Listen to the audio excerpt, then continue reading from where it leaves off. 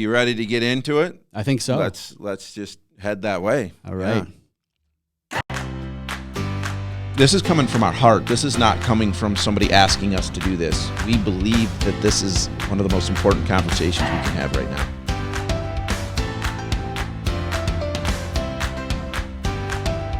We want to invite you on a journey. Yeah, A absolutely. conversation. This isn't just for us.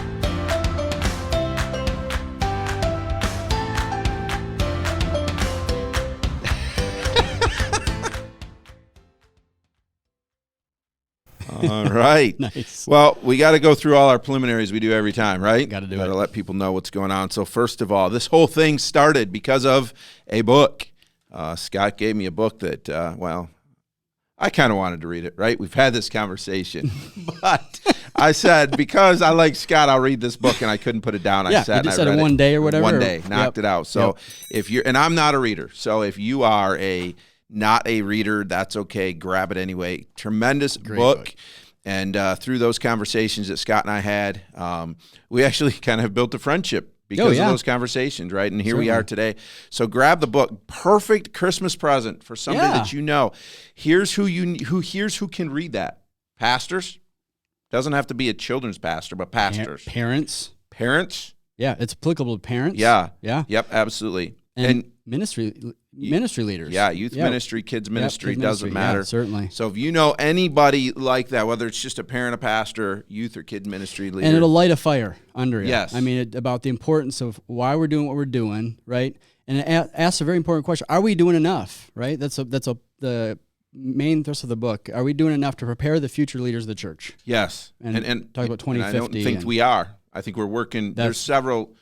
Book talks about a remnant. Well, I think there's a remnant as well that are working towards that, and we're going to hear from somebody today that's in that, right? Yeah. But yeah, so that's why we're having the conversation. So go grab the book.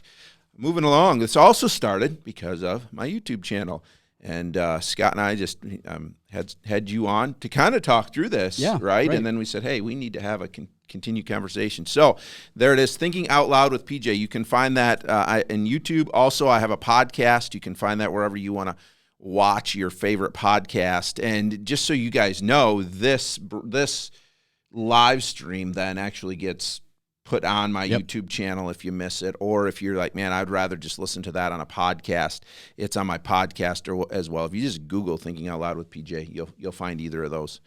So, and then of course, for those of you who may not be familiar with us, or maybe you are listening on podcast or watching on YouTube, jump over to our Facebook page, A Resilient Conversation with Scott and PJ, and we want to actually have a conversation. And it says like us. It says like us. Hopefully they like us. Well, hopefully they like us, but yeah, like our page. Please like us. Oh, please. I don't know. We might be losing some friends today. Man. We obviously need have help. fun. So we like have us. fun. We have fun. We have fun. Yeah. It's important. They will not be bored if they will not be watch us. bored. Yes, that's right. We got a great show. So. All right. So anyway, jump over there and be a part of that conversation and keep up with what's going on. And that's where live streams as well. And then Scott, tell us about Awana Northern Michigan. Yeah, Awana Northern Michigan, a great place to go to connect with other like-minded ministry leaders in Northern Michigan that are working with children through the ministry of Awana, and a great place to collaborate and come together. So go ahead and find Awana Northern Michigan and like the page. I think you have to be accepted, and I accept a lot of people. Depends on if they like you or not. Well, right, yeah. So yeah, you got to send me some goodies or something, some cookies. Christmas cookies would be great this time of year. But yeah, join that page; it'd be great. Well, the next one here that I want to talk about is new as far as those of you who watch all the time. We run through this every time, right? We tell everybody this is for the new people, but this one is for you. This one is for anybody that's watching. And especially if you've watched for a while, you've heard my heart, even Scott, as in our conversation, it's been fun for me to watch Scott just kind of really grab it and run with a lot of this stuff and what we are working towards in our church, and why this book was so compelling to me is because of the disciple-making culture that we're working to create in our church, not just for the kids, but overall. Right. And you guys hear that come out all the time if you watch this show, if you're part of this. And so what I'm excited to do today is let you know you have an opportunity to be a part of a seminar that would really launch you're thinking that way. We were going at this kind of by ourselves for a while, for a few years, and the Lord just worked it out to introduce me to a pastor who's become a good friend of mine. And so Pastor Tim Potter does seminars about creating a culture of disciple making in your church. And so he is going to be here. We are super excited. March 25th and 26th. That's a Friday and a Saturday. We did that strategically because this is not just for pastors or church leaders of any sort. This is also for anybody, husbands, wives, men, women. I mean, it doesn't matter. We want you to come. So we did it this way so that we already have people in our church that have taken Friday off. They can take Friday off and come. You want to be here for both days. And for some people, you might have to get a hotel, but come. We're actually offering this for free. There's usually a charge. Our church is covering that. Food is provided. Lunch is provided both of those days. Snacks are provided. And so come and be a part of the conversation here. Now, you say come. I mean, your pastor, Josh Putnam at First Baptist That would probably be good Howard for people City. to know, I mean, right? they would like to know where to go. They would like to know where to go. They definitely would. And I just take for granted that most people know. So First Baptist Church of Howard City, yes, just a little bit north of Grand Rapids. So if you're anywhere in that area, and you can go to firstbaptisthc.com/registration and register for that for free. And there's some more details there. Or you can email me. You can find my email there on firstbaptisthc.com. So yeah, thanks, Scott. That would be a good detail to have. Kind of important. Well, I actually thought we really introduce ourselves. We almost never do. We just figure people know who we are. All right. Are we ready? We have a guest. We do. We have a children's ministry director from East Bay Calvary, Sarah Fischel, with us, and we're going to invite her in now and be a part of this conversation. Hi, Sarah. Hi, guys. How are you today? Very good, very good. So good to see you. So glad that you're here with us and a part of this conversation. You know, I connected with Sarah. She's kind of new, right, to East Bay Calvary as far as the position that you have. When did you start? As far as the position, I started working in official capacity with just children's ministry in general back in the fall of 2018. And then this year became the director, kids ministry director. So yeah, that's great. And connected with Sarah, we kind of did a follow-up because their church, their leaders, some of their leaders were part of it, and herself were part of the Child Discipleship Forum and viewing it online after the event, right, back in, what was that, September? And she was a part of that, and I said, hey, could I connect with you and your leaders and hear, the things you learned? And I tell you what, just sitting and listening to these leaders and the fire and the passion from Sarah, I was like, wow, she's speaking our language. And so we wanted to invite her to be a part of this conversation. So tell us a little bit about maybe since that, we connected, or what are some things going on in your ministry there at East Bay and in the children's ministry?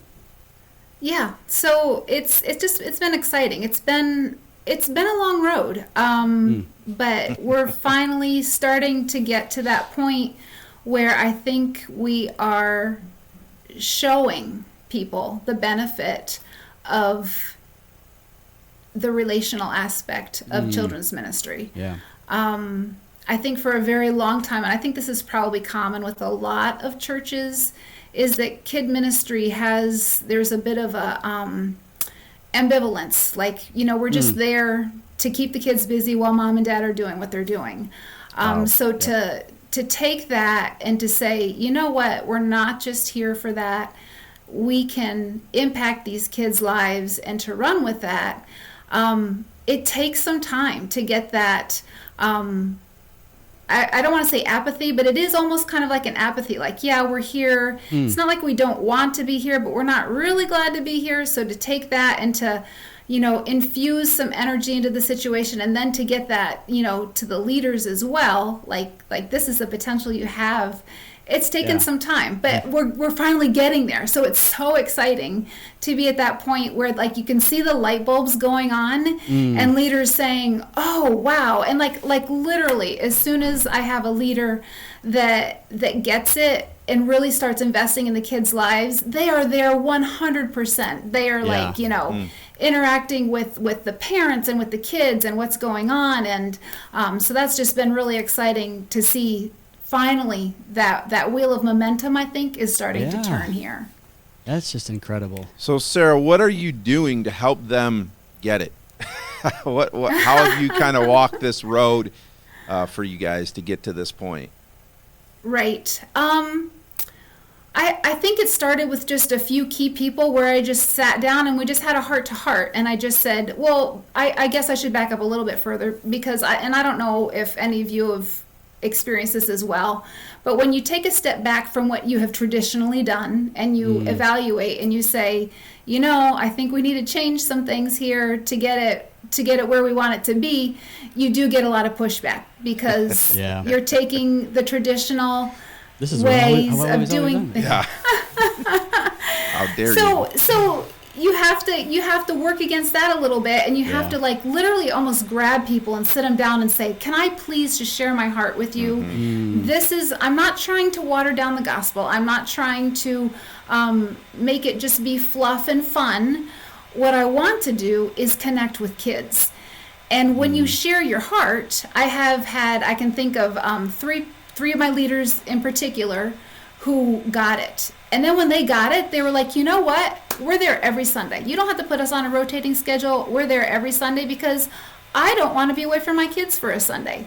Yeah. So you get those key leaders in place, and then they also help spread that enthusiasm because people will be like, hey, well, I haven't seen you up in the service. And they're like, no, because I'm downstairs and I am doing this and it's awesome and it's great. And, it finally starts, that wheel of momentum starts to turn. Now, that being said, we still have a great need for that type of leader to step Right. up. And, it's not like we're there and we've arrived.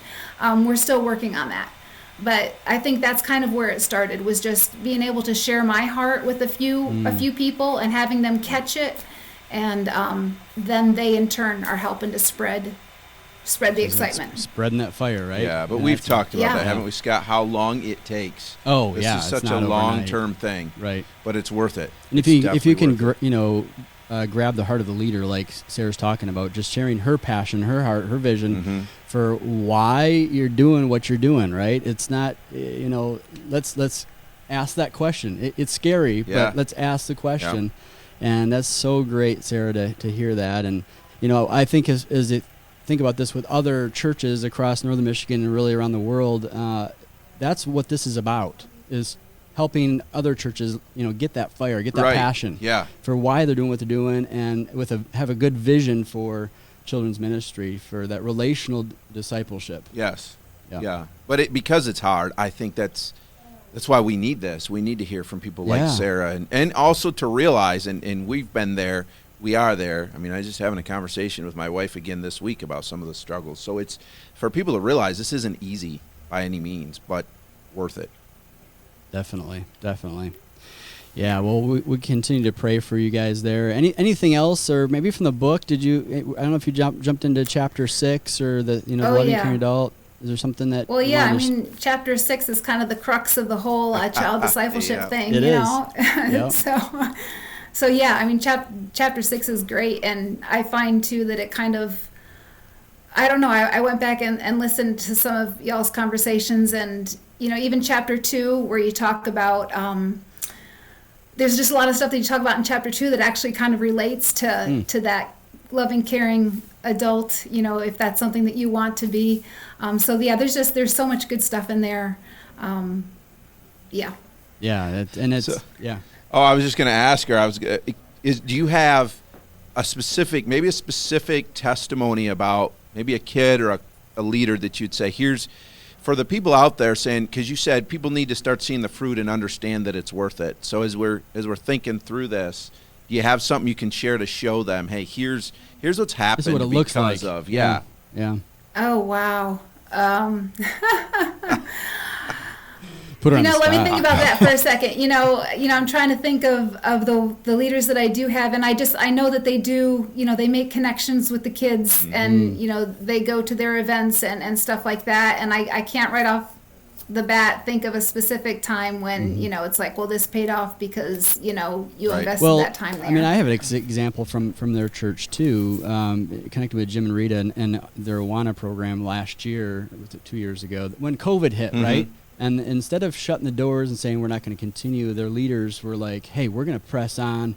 We're going to make phone calls. And out of that, Oh, right? yeah, I remember talking Yeah. about that. Yeah, absolutely. And that's East Bay. And out of that, Sarah, it seemed like there was vigor to, work through the books. And they had a good number of kids that wouldn't normally have completed their sections, their books. And why? Because somebody picked up the phone, right? That loving, Right. caring adult, invested weekly into the children. So I don't know if I just answered it for you there, Sarah, but that was one thing that Right, was, yeah. I remember. Well, Yeah. and I'll answer it a different way for her, only because we are coming up on about 6 years into our journey for disciple making in our church, and you guys are just a few months in. So the farther you get, the more you get to see that. So when I hear her saying, I don't see. I mean, I couldn't give you specific. What I've come to learn is when you're building relationships and you're discipling, you're often not going to see these huge Yeah, things. right, firecracker, Like, whoa, yeah. look what God did. But what you're going to have to do is you're just going to have to keep plotting. I think I've used the illustration here. I've read it in a book somewhere, but the idea is when you're hiking up a mountain, you're always looking down. You've got to look at where you're putting your foot every time, and it's work. You're just climbing and climbing and climbing, and every once in a while you get to a spot where the tree's clear and you stop, and then you can look around and go, oh, look how far I've come. Look at the beauty. And it's that way when we're working with anybody, whether it's an adult or a child. You just, Wednesday or Sunday, you just and go into all their stuff, and it's a lot of And having those daily conversations. life, Yeah. and eventually you go, whoa, look what God did over all this time. And you can't point to one thing, Right. but you can point to a million little things. And if you're a ministry director or a pastor, that you have those conversations, you try to get people to get that fire. It might be 5 people you talk to, and one of them's like, yeah, but right. And I'm sure, Sarah, you've heard that and you see that in your ministry. But we'll keep praying for you guys that God continue to work there. And I'm excited to hear. I mean, you guys are even talking potentially changing your name from not the church's name. Yeah, we did. Not the church's name, but No. the children's ministry, right? You had talked about Right, that. yeah. Change it from children's ministry to children's discipleship, that Yeah. lets Yeah. you know in a Children's nutshell discipleship what we're all ministry. about. Yeah, and that really comes back to what's important, and that even a name may speak yes. into what you're trying to accomplish there. So that's Right. great. I have Yeah. one more question for Sarah, and it Yeah. might be another stumper. But so as we go, Sarah's and gonna love you. I get Yeah. it, because it's hard when you're there and you have all these. I mean, there's a lot going on with what we're talking about here. What is something you would, maybe a word of encouragement that you would leave for somebody today that's maybe thinking, this is where I need to go, but it's hard. Wow. Yeah, that's good. And all I can say is to just keep plugging along. I mean, Yeah. I'll be honest. There've been so many times where I've just prayed. I'm like, God, please just release me from this job because I can't do it. I cannot do it. And every time without fail, He has given me an answer that's just so clear. You're right where I want you to be. So I'll tell you straight up, you can't do this job, and it will be discouraging, but Amen. God can do this. And if we're Right. willing to be His instrument, then that's all He needs. He just needs Wow. us to be His instrument. So just keep plugging along, and just be willing to let God use you. Don't try to do it on your own, because you'll never make it. And so Wow. good. Oh, we could end the show right there. Here's what I heard so I heard this the day we were supposed to be having our live stream. Yeah. I was listening to a podcast, and here was what was brought up, especially for me as a pastor, but for all of us. I have never, disciple making trumps anything else we do. Disciple making trumps being a pastor. I was not commanded to be a pastor. Right. I was called by my gifts to be a pastor. Sarah was called by God to be into her position. You've been called by God to do what you do, but we're all commanded, literally commanded, to make disciples. And Jesus had all authority to do that, and then that's the one thing He's authorized us to do. Therefore, that's why He says, I'll be with you forever. So, Right. What Sarah says is so true. It's hard, but we live with that promise. Number one, we're doing exactly what we were commanded to do, and we're doing it with Jesus, because we can't do it by ourselves. Yeah, and I think in talking to people, it's like it's easy to come up with excuses, right? And there's even a group of people in our churches, I think, sometimes that are like, oh well, I've kind of done my job. Oh, yeah. And Yep. you know, man, if we can light a fire underneath them to say, God still has a work for you. He's not done Right. with you yet, right? And that discipling can be as simple as, like we're going to talk about today, just loving on a kid. Yes. Building a relationship with a child, spending some of your effort and time to connect with them, and it shouldn't be a question of if you're going to do it, we should be doing it. And it turns out it's fun. Yeah. I mean, it's work, Yeah. but it's fun. Yeah. Yep. What Yeah, an and you're easy right, place to start. What's that? I'm sorry, I cut you off, Sarah. Well, what an easy place to start. My whole thing is, when you're trying to get your entire church to develop this discipleship culture, to a lot of people, when you first present that, they say, "Oh my goodness, I can't walk alongside someone. I can't do that." Well, you know what? You can with a child. So why don't you come figure it out? Come be a disciple to a child. Yep. Children are so forgiving. They're so loving. so I mean, nice. it does Yep. not take much at all. So please, if you're concerned about being a disciple, why don't you come start in the kids' wing? That's Yeah. right. Yeah. Great. Yeah. Exactly. If a kid, you remember a kid's name, they're like, Right. an adult remembered my name. Give them a piece of candy. They're good.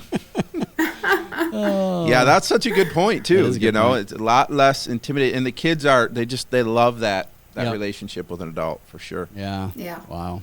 Yeah.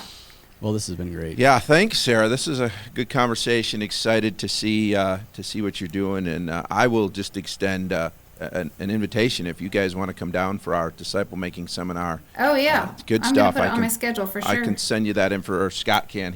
I think you're coming, aren't you, Scott? You I think planning on so. it? Yeah. So we'll get you the information, but you and anybody you'd want to invite from church, feel free. Sure. Yeah. So Yeah. No, that sounds great. Awesome. That's the best book on child's ministry I've ever read. So whether it's a one or not, hands down. Resilient, I've said the it's same definitely thing. a I've said it. conversation. It doesn't matter. I keep cutting her off. I'm sorry, Sarah. You're good, you're good. I've said the same thing though. It doesn't matter if you're Awana. In fact, we talk about Awana on here a lot just Right. because that's where our world is. Yeah. We have Awana at our church, but it's for anybody. I Yeah, mean, it really is. I've recommended it to anybody.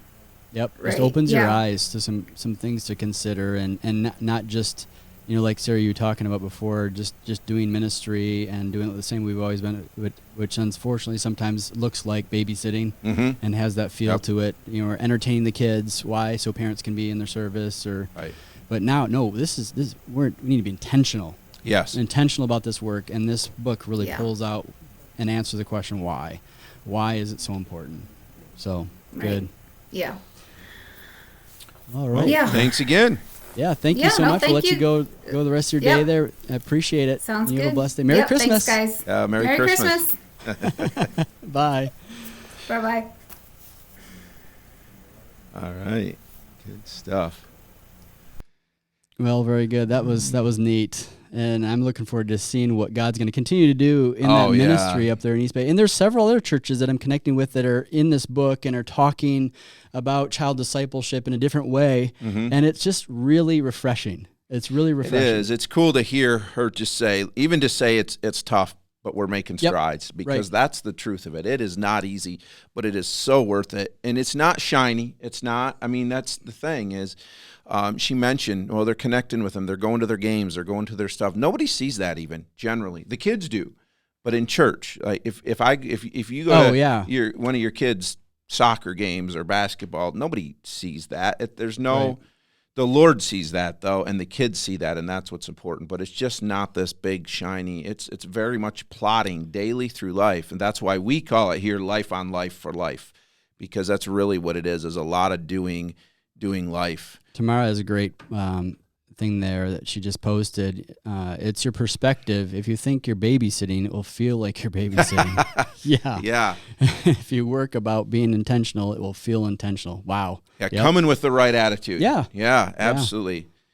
Yeah, Awesome. and as a parent of little ones especially, but as a parent, that's so important to me, because I know my kids come home and they're, hey, what did you learn? And they have, our teachers have an impact on our kids. Right. They're disappointed if we don't have Awana. They hate summer because there's no Awana, and there's, Right.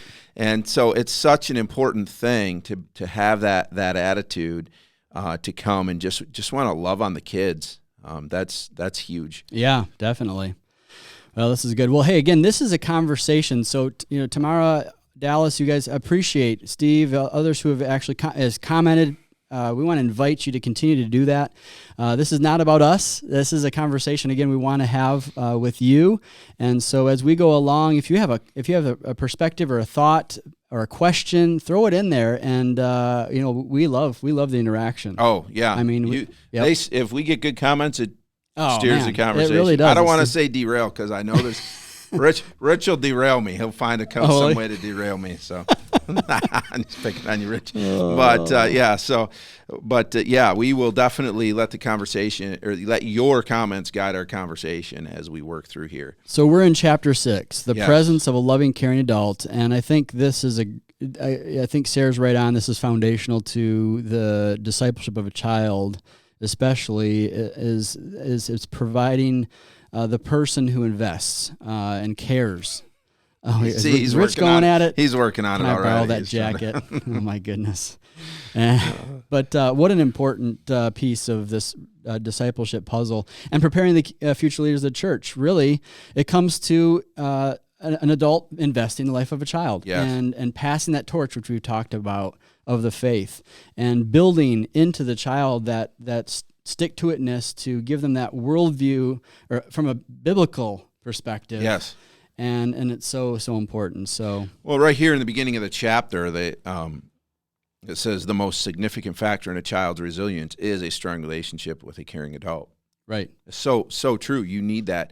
We talk about so many times as pastors, as youth leaders, as church experts, how do we keep these kids from leaving church when they turn 18 or when they get out of Awana, say. And we've talked about the idea of how many people I run into in my little town that say, oh, yeah, I used to go to Awana at your church, but they're nowhere to be found, and you can tell by the fruit in their life there's no understanding. I mean, there's no relationship with the Lord there. And then you're reminded just the simplicity of having a loving and caring adult in your life. Yeah, that relationship that is essential, and that what that really sets up is a place for the child to belong, and we're going to talk about that as we move into the book, Belong, Believe, Become, and kind of a system or a way of producing potentially success, having success in child discipleship is building a culture of belong, believe, become. But belonging is so important because it hooks them. Right. I'm coming back. Well, why? Because I know somebody cares about me. At that Awana program or on that a Sunday morning, right? I'm looking forward to connecting with. Yes. Yeah, and I think the idea with that isn't just, it's important that it's Sunday morning or Wednesday night or whatever it is, that draws them, but it's also exactly what Sarah said. It's outside of beyond. that. Yep. It's beyond that. It's doing life together. It's being there for people. I can think of a couple instances as we have built this culture, begin to build this culture in our church, that it's been so obvious to me the importance of it. We have a young man, he grew up through Awana. He's now in the youth group, unsaved family, difficult situation, but we have another young man, or an adult, that has this really taken him under his wing. He's discipling him. It's intentional. They have fun together. They go out to eat. They do things, but it's not just to hang out. They're discipling. And I remember there was this situation. This was a little while back that I got a call from a family member of this young man, and I knew exactly what to do as a pastor. Right? You're like, oh, this is heavy. But I immediately went to the discipler and said, hey, here's what's going on. And he said, I got a pastor. And I can promise you that this kid would not be in church today. Oh yeah. But because he has a loving and caring adult in his life, even pushing him and saying, "Hey, you need to be in church." He's regularly in church. He's serving. He's learning to play the guitar so that he can play in youth group. I mean, there's just, you see that, and I could point to a couple other that I see right in our church. And so it's so important. And isn't it so true that we become a follower of Christ, God uses people in our lives, right? Mm-hmm. And we are loved into loving Jesus. Yes. And I know the book, Valerie Bell has that quote in there. What a great quote, because it's important for us to recognize that we have a place and a responsibility in the discipleship of unbelievers as well to love them so that they can see the love of Christ. Right. And so that's a perfect example, the teen you're talking about, right? I mean, he came back and he wanted to continue to learn and grow because somebody loved him. Yes. Somebody cared. Somebody invested. Yep. Yeah. Yeah, and what you end up seeing too is the rest of the church, because we kind of hear how he's growing, they just pour into him. Right. There's a connection there from the church. Oh yeah, and certainly. it's so valuable, and so I would encourage you, find somebody, and don't just think about this as, well, you know, they're in Awana and I'm their leader, so I'll love them through. Keep loving them, keep going with them, keep loving them. Yeah, it's important. Yeah, beyond. Yeah, certainly. Very good. Well, hey, wanted to ask this question, and have you mull over it as you're out there, and you want to engage with us in this. Is there somebody in your life, in your world, that was a loving, caring adult for you? This is a great time to just think about them. Maybe even send them a text and say, hey, thank you so much, right, for the investment that you had in my life. It meant a lot, right? And think about that. We'd love to, throw it in the chat if there's somebody that, you even want to, do the @so-and-so. Oh, yeah. Thank you so Tag much them. for, tag them to this conversation, and thank them for the investment that they had in your life. And I want to go ahead take the opportunity. I think Steve is on here. There are certain people in my life throughout my past that have brought me to this point, really, that have loved me, that have cared, that have asked those tough questions, that have, done life with me. And, Steve Dodd, brother, I appreciate you so much. I really do. And your investment in me, and just, connecting every Sunday when I was up in Traverse City. And, we actually met through like a little activity at Lake Ann Baptist Camp up in Traverse City area. And okay. I don't remember if it was like a winter retreat or if I know I was on staff and we were doing an activity. And just kind of, we had one of those things where you had to walk closer. And the next, you're like face to face with this person you don't even know. Right. And so that was Steve. And from that, we just continue to laugh, have fun, and do life together. And, I know he asked me really good pointed questions about, what God's doing in my life and what a blessing he was to me. And I just appreciate it, Steve, and your investment. And like to do that. There are others as well. I mean, I even think of a gentleman right now that I'm working with that connects with me, every other week, and we're doing some discipleship together. Glenn Bathrick, thank you for your investment even now in my life. And, it's those people that, give and invest, and they do it selfishly. Selflessly. What did I say? Selfishly. Oh, that's not right. That's not right. They do it selfishly. Quite the opposite, right? Right.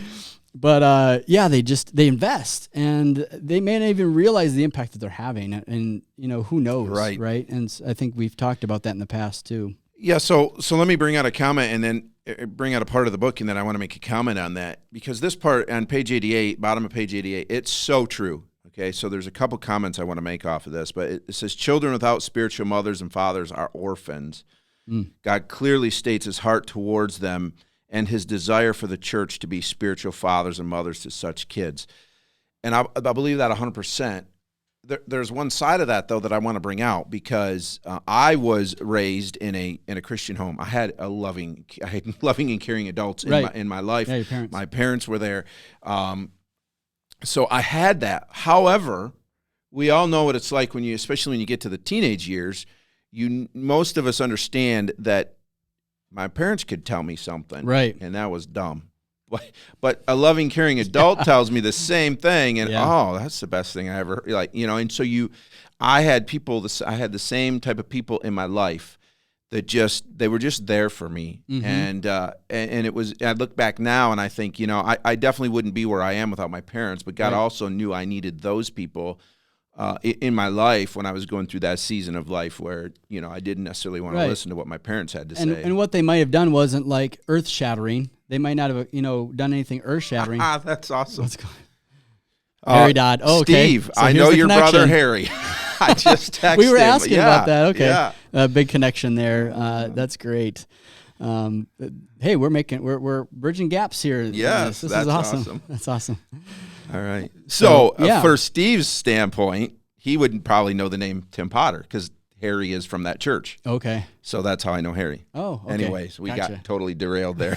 I had to text Harry because it was. But it may be intentional, it may not. Right. Right? I think Right. that's what I'm getting at. So I think the part of that is, for me, it was intentional from the standpoint. I think of one guy when I was a teenager. He knew because my parents were missionaries. We were living away from home, and he knew I didn't have a ton of friends. It was a little church. There wasn't guys my age kind of thing.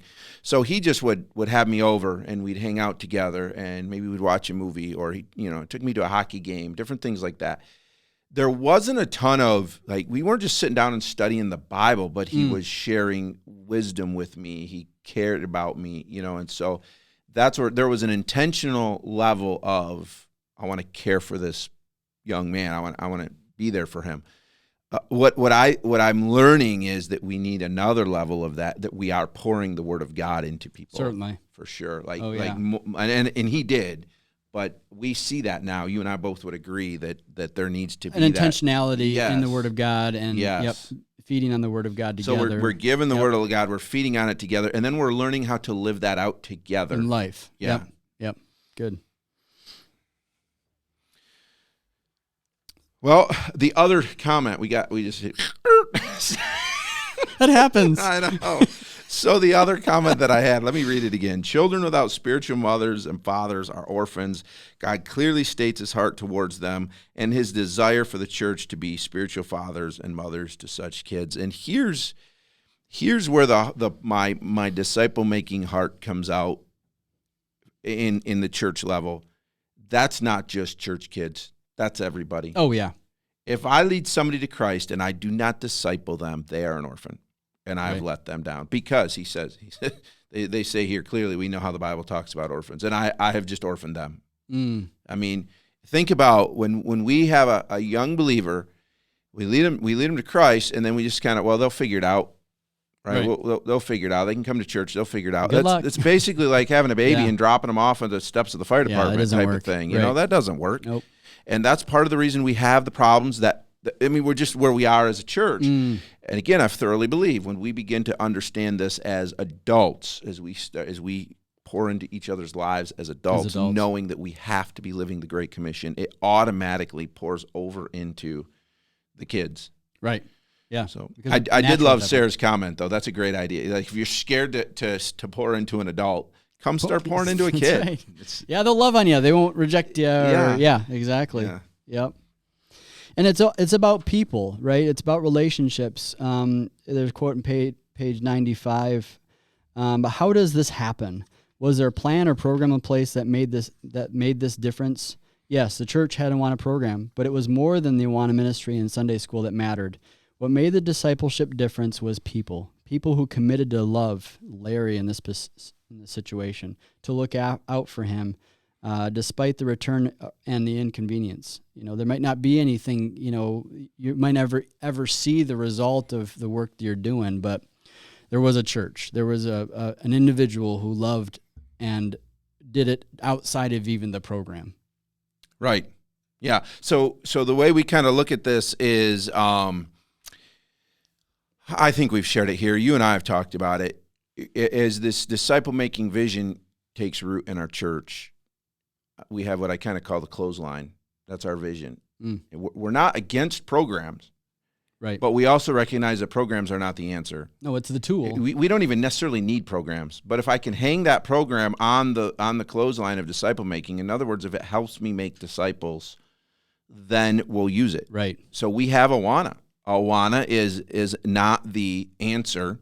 It is a tool. Right, exactly. And you have to be there pouring into. If you're just running through the program of Awana, it's not going to work. And I'm not going to make anybody from Awana upset when I say that, because that's why they wrote this book. Well, exactly. They believe it too. Yeah. Right. And Awana's asking the same questions that this book is asking. Yes. And adjusting ministry to. They've even, I think, kind of said, have we missed it? Oh, yeah. To a point, right? Because we've put so much emphasis on the program instead of let's pour into these kids. And that's a lot of the work that I do as a missionary, is helping church recognize that it's not about, book completion. Right. right? It's not about, it's not about checking all the boxes. It's about relational discipleship and investing in the life of the child. And that may mean on a Wednesday night, given the situation, you shut the book and you let the conversation go where it's going to go. Right. And you take those opportunities to find out where the kids are at in their lives and engage with them where they're at. And then obviously bring about the discussion and the scriptural passage and scripture memory. I mean, I'm not saying those are not important, but the relational piece is so foundational. Yeah, I think I probably shared this before, but there was a situation when I think it was last year, there was a couple times where we had to go online only. Well, of course, that's tough for kids, right? Well, one of our leaders, he very much had embraced this idea of, hey, we need to it's important to study verses. It's important to memorize them. We know that. But if I'm doing that and I don't know anything about my kids or what they're going through that week or that day, that doesn't help. So he made it very intentional to start building those relationships. And then one night he gets on Zoom because we had to be on Zoom for a week or two, and he had one kid. And he could have been discouraged, but he wasn't. Right. He just said, you know what? This gives me an opportunity with this boy. And he took the entire time, and they just had a conversation. They did that for 2 weeks. Wow. And it just really had an impact. And eventually this boy came to me and said, I want to be baptized. So I sat and I talked to him, and then I told him, I said, you need to go see Mr. Todd. You talk to him about this, because I knew the investment that had been there. Right. And it was really special for this leader when I baptized this boy, because he knew he had a true investment in that. Exactly. Yep. So it's not just, I mean, there's so many levels. We need to be doing this outside of church, but we also need to be, take those times. If a question comes up that has nothing to do with what you're trying to teach, but you see a teachable moment, and just take it. Just don't worry about it. That exactly. day. And it's hard for us to get out of our program minds. I'm that way as a pastor. When somebody comes into my office and sits and talks with me for a couple hours, and I don't get done what I thought I needed to get done, I feel like it's a wasted day. And I have to remind myself, no, it's not. Right. The people are why I'm here. So that's what's the most important thing. And it's the same way. And God with could our use kids. that conversation even more than whatever program you're working on. Absolutely. Yeah. Yep. I want to say Merry Christmas to Shelly. Thank you for joining from Big Rapids. Awesome to see you here. And yeah, no, that's a good piece. Awana has moved, and I think if you're a part of Awana, you've probably seen this shift, right, from handbook time to small group time. And that's been the big shift, because it's a relational thing, it's important not just to know the child's name and hear a verse. Right. It's what's going on, you walking them through that discipleship piece and ensuring that they are part of something great and learning God's word, but it impacting their heart, because the Awana's prayer and vision is that children around the world, right, will come, do it with me if you're out there, children around the world will come to know, love, and serve the Lord Jesus Christ. And for a long time, I think we emphasize a lot of the knowing, right? And so this is engaging in the heart in the service of the child. So, well, think about it this way, because I've been there. I know what it's like to work all day and then, rush home from work. I was a bivocational pastor, so I'd work all day. I'd rush home from work, maybe get a shower, didn't even eat dinner, and then it was off to youth group. Right. And so I understand that it's tough to engage. Sarah mentioned it, Tamara mentioned it, having that mindset of being there. This isn't, because it's easy to go, okay, I just need to get through this night. It's been a bad day at work. I had to fight traffic all the way home. I'm hungry. Yeah. But the list goes on. Yeah, but what we fail to remember is that many of those kids that walk in that door probably had a worse day than you did. Because they have parents that don't care. They're hungry too, but they maybe haven't eaten since yesterday, the day before, or whatever it is, and they just want somebody to be there and care for them and love them, and even just to ask, how was your day? What happened today? And let them talk about it is huge for them. Oh, really huge. Yeah, definitely. It could be the highlight of their week, you Yeah. know? And that's what I keep saying too. In Awana, it seems like for a long time there, the focus and emphasis is on game time, and you got to create a fun environment. And I think that's still important. But why do kids come today? It's the relationship. Yes. It's the relationship. They come because they know, hey, Leader Leah cares about me, and so I'm looking forward to that time when we sit down and we connect. Right, because they don't They have don't get that it. anywhere They else. don't get it. Yeah. And, and the phones don't help with that, right? And we've talked about this. I think we're full circle almost every conversation. Yeah, oh yeah. But it's so important that we understand this and being intentional about these relationships with these kids and being a loving, caring adult. Well, I think it's about time to land the plane again, Scott. Boy, It's yeah. been a great It's always day, a fun. great conversation, and Certainly. thanks for all of you who have been here and been a part of this. And encourage you guys, share this with people. Let them know. Are they going to want to share this with No, people? well, maybe not this, but share what we're doing here on Resilient with people. Yeah. We would love to have the conversation grow. We'll just share with you guys, because many of you have been here with us from the beginning. Our goal, and maybe this is appropriate since we're celebrating a year since we started, our goal was to be done in a year, and our goal was to stream monthly. But that we recently change have some of just that, decided, you know what, I think an every other month stream is a better model for us, just Certainly. because we're doing other ministry, and we've talked about it. If you're going to be with people, it takes time. Yeah. And that's the most important thing. So if we can have the time to be with people and then do this. So we will not have a stream in January. We will try to be active on Facebook and give you some things to think about. So please jump on there. Let us know. Let us know how the Lord is using. If you read the book, just throw out some things the Lord's teaching you. Keep that conversation going right there on our Facebook page. Because it is We a would love for very that. important conversation. It is. It really is. For the church today to get this is vital. And we don't have all the answers. The book doesn't give answers. The Nope. book starts the conversation. So that's why we bring in people like Sarah. That's why we have this That's conversation. in the midst of it and working through those details and making the adjustments in ministry. And so if you're out there too and you're saying, hey, this is working, we're doing this, we'd love for you to share that with us and add to the conversation, because it's not us, it's us. And you are a very big part of this piece of this puzzle and this conversation as we continue to move forward with training up the future leaders of the church, right? That's what this is all about, is ensuring that these kids have the spine, right, to stand in a culture that's going to be against them, and a heart to love it like Jesus would. And that's tough, isn't it? Yeah, and I want to do some time with you, talk about Shadrach, Meshach, and Abednego. Yes, we need to do that. What got them to that point? Yes. We got to do it. I'm looking forward to that. They're probably going to have to come over to my YouTube channel for that one. Okay. We'll make that one. We'll pull them in. We'll suck them in that pull way. them in that way. Get them That's over, get them great. over there. Yep. So, all right. Well, thanks so much for watching. And have a Merry Christmas. Enjoy the time with your family. Make sure you love on some kids through the Christmas season. Certainly. Maybe even adopt a kid. Right? Oh, Find a kid. And adopt them. Give them a Christmas, because maybe they're not going to get a Christmas. Certainly. Very good. All right. Well, thanks. Yeah. Merry Christmas, everybody. See you in 2022. That sounds weird.